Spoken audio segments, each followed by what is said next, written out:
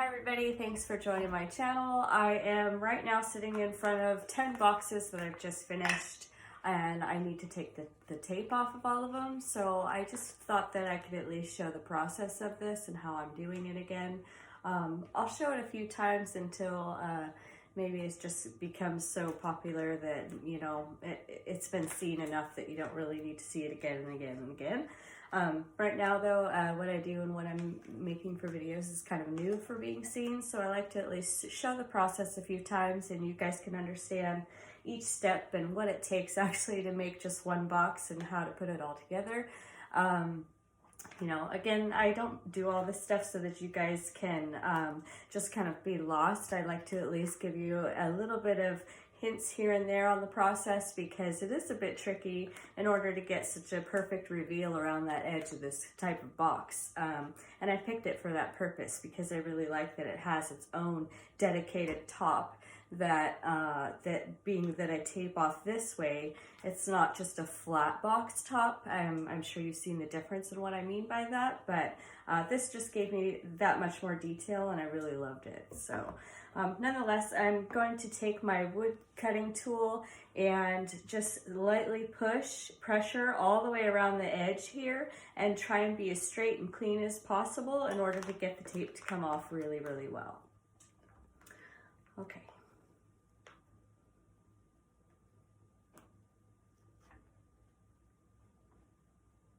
You have to have a lot of control with your hand because everything is going to depend on that cut, that first cut through, because the resin can pull that whole edge off, and then I just basically have to go around and clean the whole edge and make it consistent looking. But I prefer the look of having the edge covered with resin, so that's why when I make my cut, I try to be real careful, take my time, and just get it as straight as possible.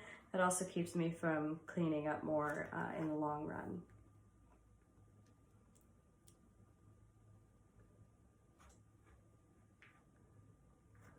Okay, so here's the first box is cut on all four sides, and I'm just going to slowly go through and lift it.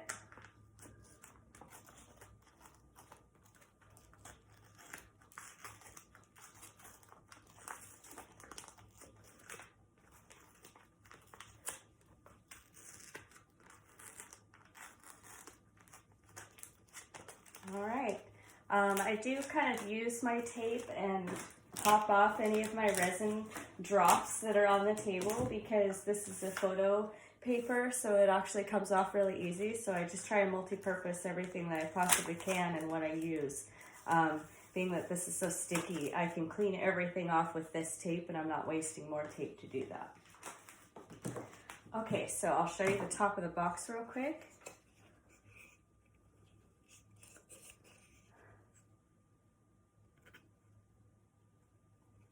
All right, so now there is a little bit to clean up. Hopefully you can see that right there. So now what I would usually do is just go through and clean up all of those edges and just make sure that they're as perfect as possible, no tape left on them, and then go through and put all the hardware on, and that'll be basically my final steps in this preparation of the box. But right now what I'm going to go through and do is just cut all of the boxes and get all of the tape off, and then I'll come through and clean and touch them all up at one time. So I'll get at it.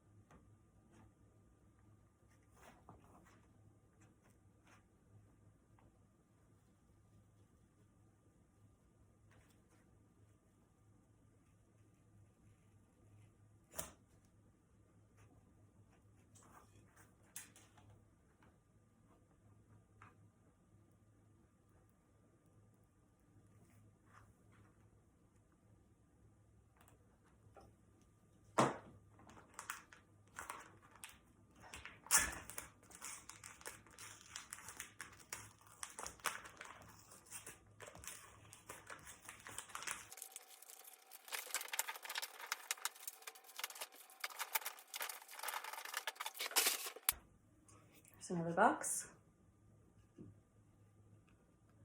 These are my pastel colors.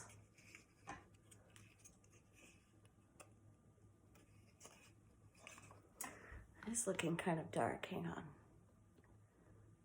Raise that up a little bit. There we go. Hopefully that's not too high. I do have a window here with natural light, but these are a lot brighter than it looked like it was showing up, so I just want to make sure you see the proper color.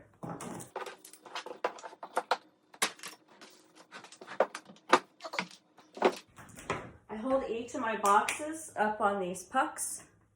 They've got little rubber bumpers there. It's a little high.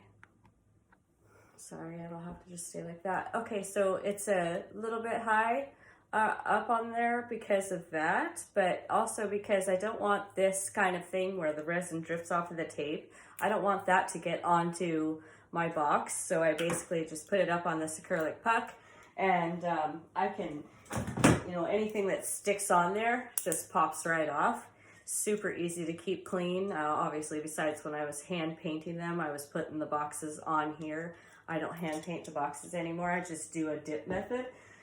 So anyways, that's one tip. Just make sure that you keep in mind that when the resin is tipping off of here, or dripping off of here, it's getting onto your table surface. So you want to have this up so that you're not getting any resin on the rest of this box. You want to keep it clean, or whatever it is that you're putting the resin onto. And the easiest way to cut this so far I've learned is this. I was using a small knife, and then I went up to a bigger kind of a box knife because I figured with the big handle and just kind of a larger blade I could get more control. But overall, I'm finding that I like this tool the best. Everybody's probably going to have, you know, obviously maybe different size hands. Is going to affect the fact of what you use, especially. So I have really tiny hands, and this has a fairly long tip. Not super sharp, but sharp enough to at least get through here. And that's my most important part. It's just to make sure I get through that resin edge. I also make sure that when I'm doing my process, I swipe that edge of my resin just to make sure that I have as little resin overpour on the edge as possible, because that really helps in my cutting method around the tape like this. Because if I hit a big fat chunk of resin, I'm cutting through it really hard, or I'm scooting across the art piece too fast and could technically cut it or damage it with a swipe on there with my blade. So I don't want to do that. See, just like that, and there's quite a bit of resin over this. It's just real slick. It's hardened up, it's cured, so with my hand, I use as much control as possible. You can see that my fingertips are white, and like pressure white, so I'm using a lot of pressure, but still taking time. You do not want to do this too fast. I only do a single pour of resin over these boxes because I like to keep these as inexpensive as possible, as well as being the process is so pretty as it is. I didn't feel the need to do 2 resin pours like I do with the rest of my work, if not 3. So this has just become really easy way to get that 3-dimensionalism in resin art onto a different type of surface, and a usable surface, being that it's a little jewelry box or whatever the box you want to use it for, but simple enough to apply in this process to little pieces that you have.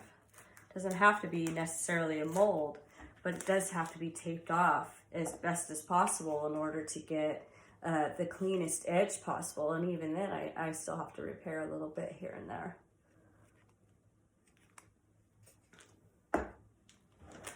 Just little tips to help you in your process of whatever you want to do art with.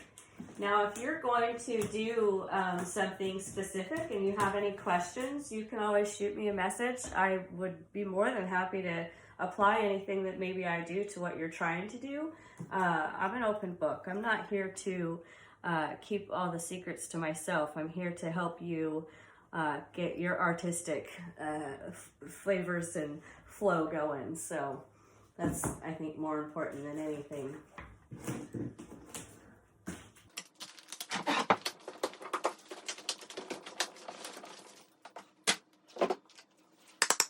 give you a close-up of this before I cut it, so that you can kind of see that edging that I'm talking about. So I took something and actually, when this resin before it cured, and swiped that edge, not with a ton of pressure, but just enough to make sure that I don't have too much of a pour over the edge.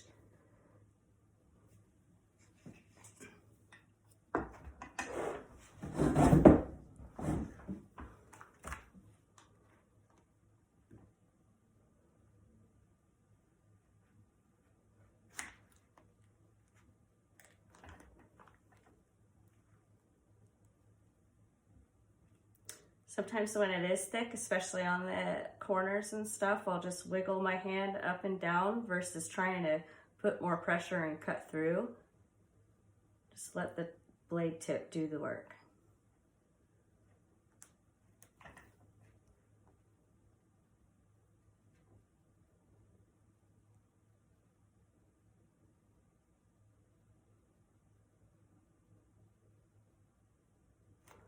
I've been recently inspired by tie-dye, in case you couldn't tell.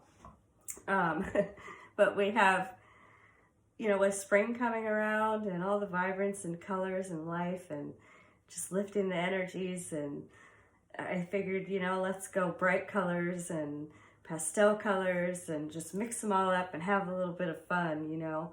Step out of the traditional or back into the traditional, however you want to look at it. I've had tie-dye in my life forever. Been called a hippie kid many, many times.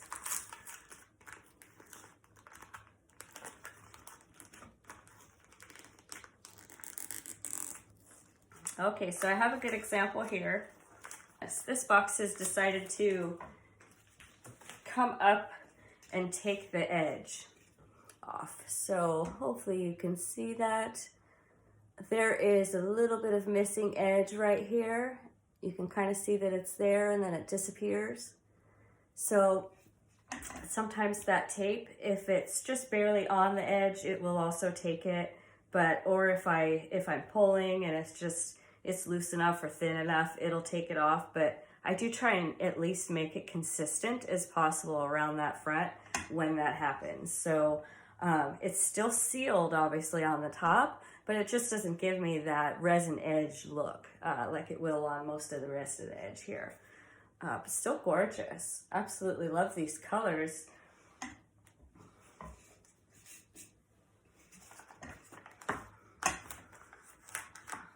All right, so I'm just gonna zip through the rest of these, and we'll touch back in a minute and I'll show you all of the pieces being done and a little bit of that touch up on the edge that I'll do, just so that you have an idea of that. Okay, perfect.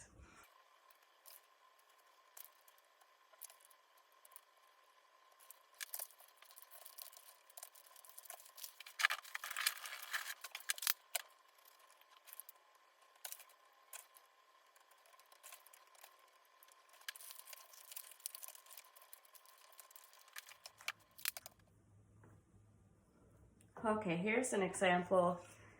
Now this one, I have a lot of pour over. You'll see how thick it is on the edge in a couple of those spots there. So unfortunately, that will be very tricky, and my luck of it, it's on the front of the box. You're gonna love that. And on the back. So I may have missed, well, no, it's rubbed on a couple of edges, but just looked like it had maybe a lot more movement than I paid attention to with its curing process, because the boxes itself could be uneven. There's so many different things that can make the resin want to move one way or another. So this might be an example of that. It just wasn't done doing its thing quite yet, or a little bit of a heavier pour will do that too. If it was thicker of a pour, then it's going to also push more resin out over that time period.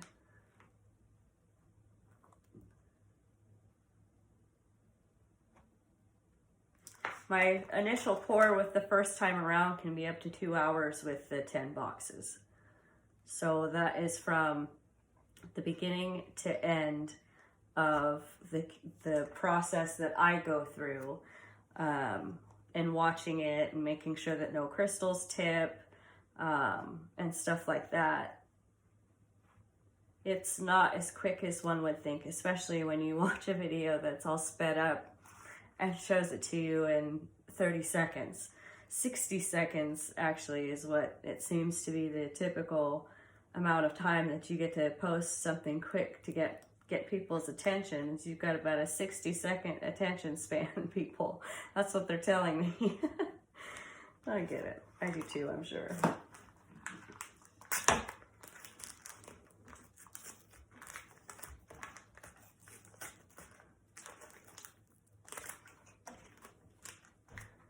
You know, I'll be honest, I've been really happy to be here and sharing my work. I technically do workshops, and with some of the recent changes, I had to forego all of that part for safety. And so I thought, well, gosh, I guess I better start sharing it somehow, you know, the information of what I do and my art process, because obviously what I make is fairly different.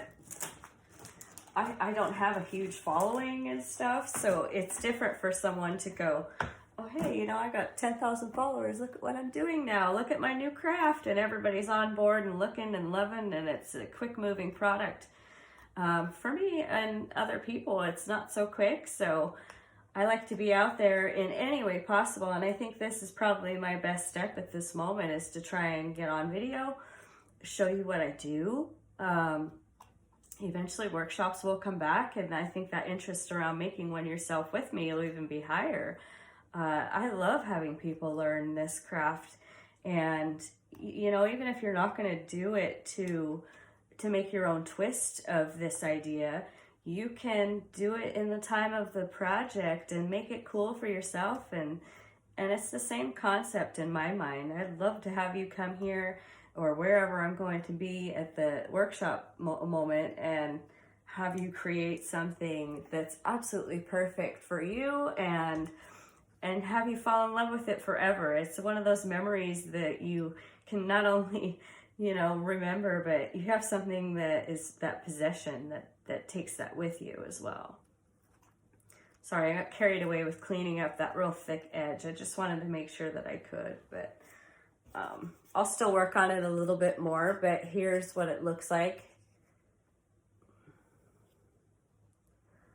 So I have quite a bit more to clean up on that to get it to my standards. All right. And what I'm doing there is smacking the back of the box, because anything that's loose on the top, I just like to get rid of it. Get it off of there, get it out of my way. Because it's going to come off anyways, so I'd just rather contain my mess and put it over here in the trash. And it's usually just a little bit of glitter pigment. And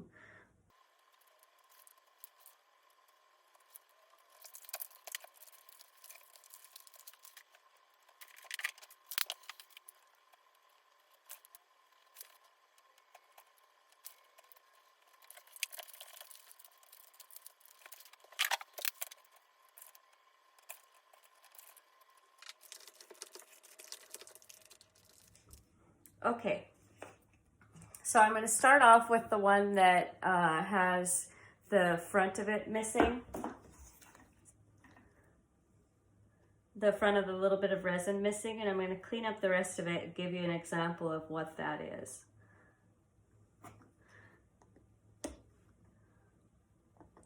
With this tool, a lot of the reason I like it is because I can use the same tool for everything. I'm not going back and forth between different tools.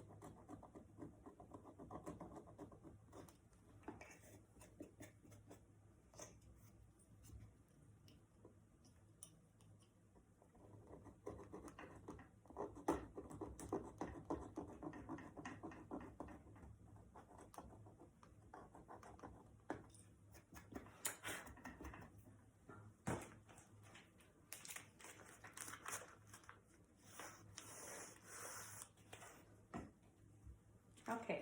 I think you can see that. Oops, I didn't do the other side. Hang on.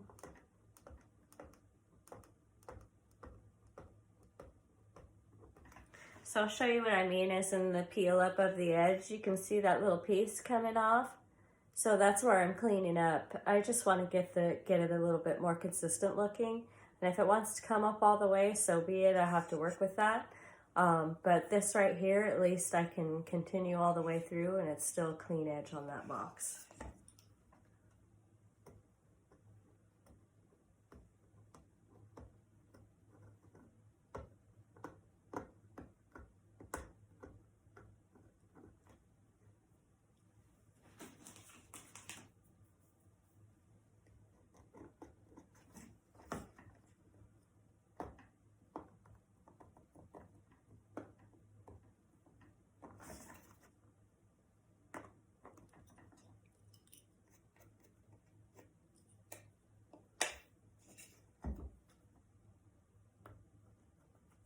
Okay, here's a good example too.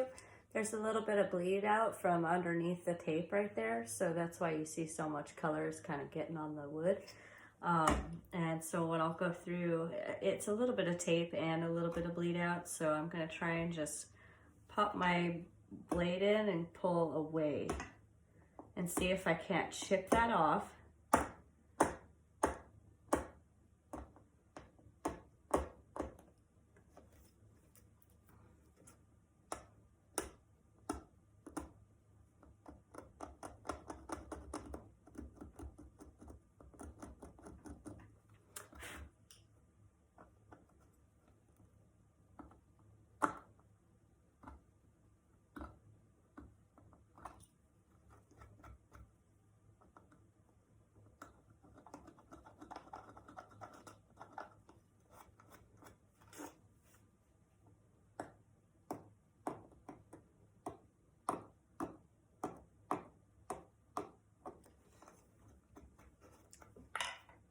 All right, and now that's what it looks like.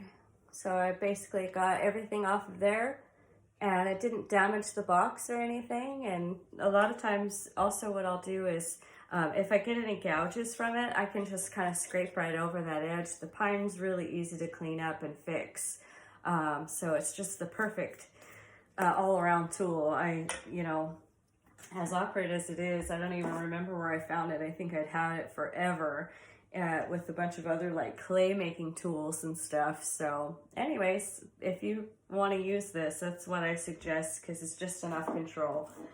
So that's about it. That's what I want to show you with these videos. I will go through and kind of make pictures and take and put all the hardware on.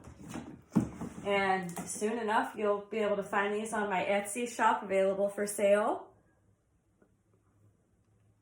Or in a local shop here in town where I live. So depending on where you are and where your location is, you can find these boxes. And if it is on the Etsy shop, I do ship for free anywhere within the US with your purchase. So just kind of a little side note. So I hope you liked this video, and if you wouldn't mind putting a thumbs up on it, subscribing, and you'll be able to see a lot more fun videos, fun colors, and different projects that I'm doing.